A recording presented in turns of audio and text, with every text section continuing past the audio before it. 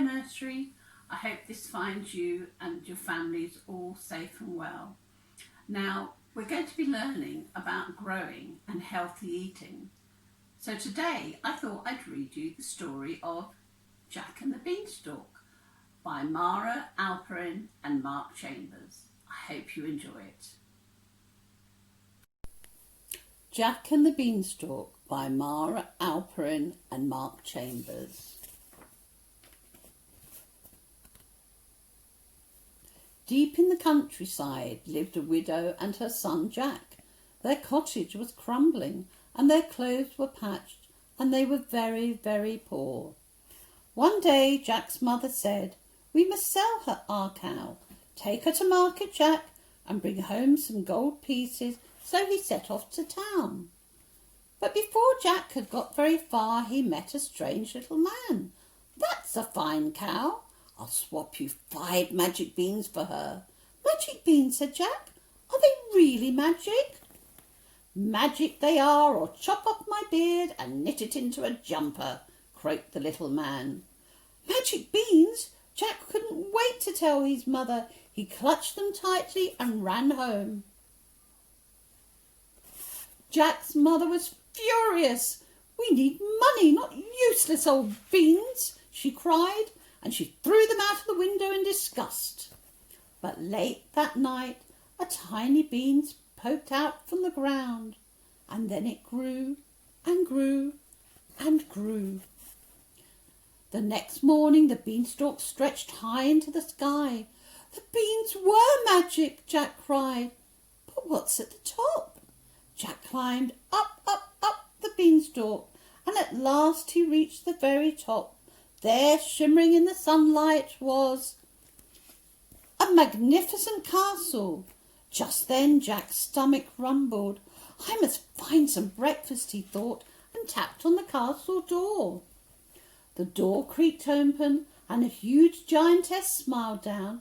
"Hello," Jack shouted up. "Please, do you have any food?" "You poor thing," boomed the giantess. "Come right in, but quickly before the giant gets up." What a marvellous feast! There was an enormous loaf of bread and a gigantic jar of jam. Jack tucked in at once.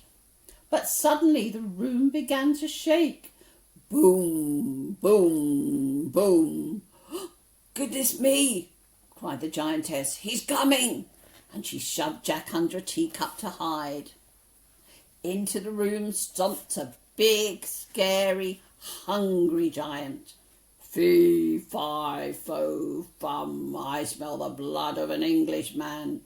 Be he alive or be he dead, I'll grind his bones to make my bread."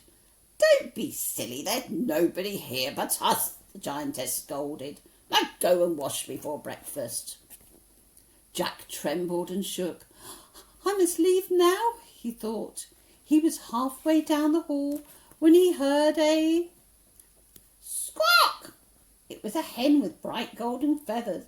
"Help!" she clucked. "Set me free and I'll lay you golden eggs every morning."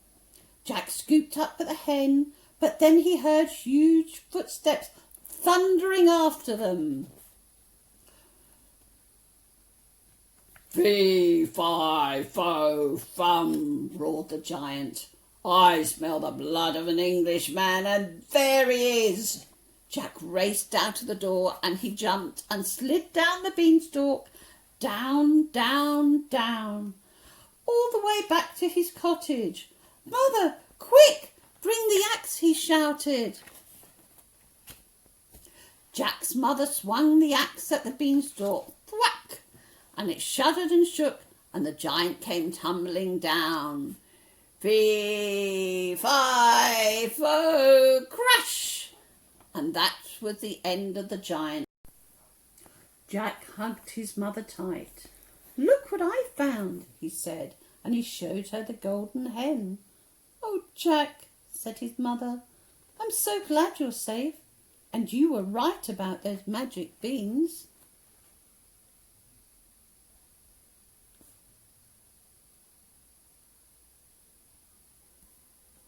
So Jack his mother, and the golden hen all lived happily ever after, and with lots of golden eggs. They were never poor again. And that's the end of the story. Well, I hope you enjoyed that story, boys and girls. I know I did.